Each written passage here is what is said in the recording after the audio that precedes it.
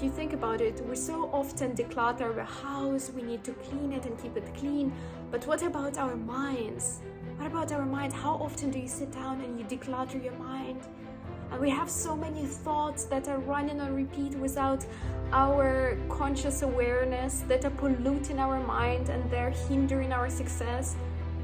And sitting down and just journaling is such an energy giver because it helps us to release all of that clutter, to let it go and be renewed. Welcome everyone to LifewithLiza podcast. I'm so happy to have you here. Welcome to 2023. If this is the first episode for me that you're listening in this year. And in this episode, I wanted to talk to you about energy givers. And I noticed that so many of us are at times depleted of energy, and we spend so much time doing things that actually take our energy away from us instead of giving us energy. So I wanted to make this video to share with you how to actually create more energy within yourself, and also we'll touch upon the masculine and feminine energy and what I've realized from my personal life, how beneficial it is to actually spend time in both, and that whenever I don't feel good, it's because I'm spending too much time in one of those energies. So let's start with that. I wanted to mention that recently I've been in such hustle, work mode, very much being in my masculine energy. And the masculine energy being when you just see the challenge and you go for it, you do, you're a lot in the doing part, and you basically see the challenge and any obstacle coming your way, you just push through it and you go, which is great. And it helps a lot to achieve a lot of progress and get a lot of things done. But there's a big but.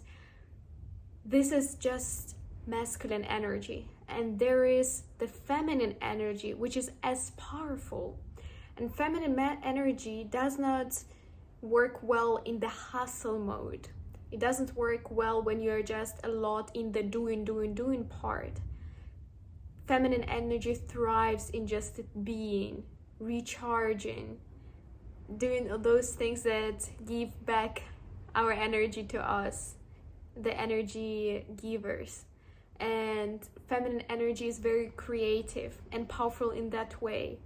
And if you can think about masculine energy, it's more like an arrow, it's straight line. That's why there is the obstacle, there is the challenge, and I'm just going shooting through it, I'm problem solving. Whereas feminine energy, it's more flowy, it's more like water, and it's very flexible, very creative, and it can create things out of nowhere, and it flows as a river, not as a straight line. So that's why whenever you feel stuck, maybe you're stuck also in one of your energies. Maybe you're trying to go in your masculine mode where you're just problem solving without taking a step back to actually see how can I solve it in a more creative way maybe, and tapping into that limitless power of your feminine energy.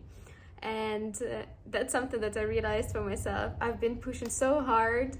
I'm in so much in my masculine energy, completely forgot about my feminine energy, and my feminine energy was desperate to be recharged. It screamed at me, it's like too much. And also started noticing that not only I'm just doing so much that I'm wanting those results or to achieve those goals so much that I'm not allowing the universe or whatever it is to make them happen, because I'm pushing so much towards the way that I want them to happen that I don't allow other possibilities to come my way. So I decided to switch more towards the feminine energy and more of the allowing things to come, and more of the creative energy and more of the flexible one. And I've been enjoying it so much, and that's why I wanted to talk about energy givers in this episode, because it's so important to recharge your feminine energy and to recharge yourself in general with those energy givers. And so much of our times these days in this modern world we spend with energy takers. So unless we spend our conscious attention and we pay to it our conscious attention and do actively seek out the actions that are energy givers, we'll spend so much time in the energy taking activities and we'll feel so drained and low on energy and not motivated, and all of that is because we're not spending enough of the time in the energy giving activities. So what are some kind of activities that would give us energy? And as you might have noticed or realized or guessed, there are very simple, really basic things. For example, getting enough sleep. Sleep is a very recharging activity, and more, it's free. Sleep is free. You can sleep.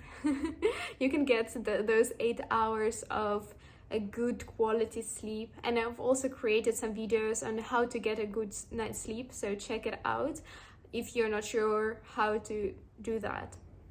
Whereas not sleeping enough or having a poor sleeping pattern, working till late, waking up early and disrupting your sleep is an energy taker. Sleep is one of the most important recharging activities there is. And then movement. Moving your body and doing so on a regular basis, because if you think about it, our lifestyle these days is so much about sitting down or staying in the same place that if we don't actively seek out going for those walks, doing those workouts, doing the nature exploration, the hiking, we will not get that energy that we are getting from the movement. So actively seeking out movement and incorporating it in your daily activities is so beneficial and will give you so much energy, because whenever we just sit down and spend all day sitting, it's just our energy is stuck. We really need to move our bodies. We were designed for movement. We're not designed for sitting at the desk the whole day. And then another one is meditation. Just sitting down quietly with your own thoughts, maybe putting some nice music and relaxing into the present moment, realizing that this present moment is everything that we truly got, and just embracing it, just being in that moment, meditating, and not being so much in the doing, moving towards the being, observing. Meditation. So another tool which is an energy giver is journaling, reflecting, because it also very much brings us to the present moment, helps us organize our thoughts, declutter our brains. Because if you think about it, we so often declutter our house, we need to clean it and keep it clean. But what about our minds? What about our mind? How often do you sit down and you declutter your mind? And we have so many thoughts that are running on repeat without our conscious awareness, that are polluting our mind and they're hindering our success. And sitting down and just journaling is such an energy giver, because it helps us to release all of that clutter, to let it go and be renewed. Also, some other basic things that are such great energy givers is spending time in nature. It's one of the biggest things that in the modern world we rarely get to do. We live in big cities, most of us, and if you live somewhere close to nature, you're so lucky. So don't take it for granted and do spend time in nature and just feel how your body changes, how your mind relaxes the moment you just take off your shoes and you walk on the sand, on the beach, feeling the waves with your feet, or you walk in the garden on the grass and recharging your whole body and mind, listening out to the birds or listening out to the waves crashing. This gives us so much energy, and we are really deprived of it when we don't spend the time in nature. One of the greatest ways to recharge your mind, to become healthy, is just to incorporate spending some time in nature. If you can go for a walk to a park, if you can go for drive somewhere or for a weekend and spend some time in nature, because nature is meant to recharge us. And nowadays, more than ever, we are so much further removed from nature, and we are really struggling. If you start reading the stats on people's mental health and how it's deteriorating, it's because one of the reasons is because we're so removed from nature, from our natural ways of being. So you will feel so much better once you start incorporating this energy, this very basic energy giving activities. Also eating nourishing foods, because they say that food is your medicine, and it truly is, because we do become the food that we eat. And if we eat nourishing foods, if we treat our body as a temple and we just choose very carefully what kind of foods we want to put into us, we feel so much better. And eating each meal with gratitude, being very present when we eat it, and also hydrating our body with some mineral water, not tap water. The tap water doesn't contain all the needed minerals for us to rehydrate ourselves properly. So you can see these elements that I was just mentioning: nourishing foods, exercise, meditation, journaling, spending time in nature. They're so basic and everyone knows about them. But if we do not push ourselves to incorporate them in our daily lives, we will be suffering, because the way our world is built these days is full of energy-taking activities. Like, we wake up and we have our phones at our disposal. We can just start scrolling on social media, and this is a big energy taker. It doesn't give us energy, it doesn't recharge us, it just more tires us up when we mindlessly keep scrolling on social media. Then we go to the supermarket and we have supermarket full of processed food, loaded with sugar, and the moment we eat them, we feel so tired. We feel that afternoon crash, and we don't feel like working, we don't feel like moving. They're taking away our energy. And then when we spend the whole day indoors, we don't go out for a walk, we don't do exercise, we feel so sluggish because we spend the whole day working in the inside and just sitting down.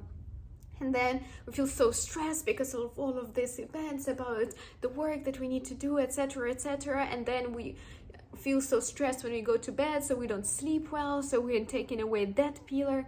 So you can see how all of these elements that are so important for our mental health, for our whole well-being, for recharging our energy, for achieving our full potential, for being who we're truly meant to be, are very simple. But unless we consciously say, okay, I'm gonna do this energy given activities, I'm gonna incorporate them in my routine, it's so easy for them to slip away and for us to feel so tired, unmotivated, sluggish, and clearly because we're just spending so much time in the energy taking activities. So recharge yourself, recharge your feminine energy, spend more time in being. And I hope this energy taking activities really make you think, because throughout our days we spend so much time doing them without even realizing it. And my goal with this podcast is for you to be able to achieve your best self. And your best self, you cannot be your best self if you're low on energy, you feel unmotivated, if you have all of this negative kind of thoughts, which are okay, they are normal, they are happening, but they're happening more and more so if we spend a lot of time in the energy taking activities. So nourish yourself, nourish your soul, body, mind, spend more time in the energy givers. Just spend more time with them. I really want you to at least consider spending more time doing them. Spend that time in nature and see how you recharge. I do hope this episode brings you the nourishment for your body, for your mind, for the soul that you were craving and maybe you were missing, and that you managed to tap in into both of your masculine and feminine energy and to achieve your full potential. Thank you so much for watching this episode. I love you. I am so happy to have you here.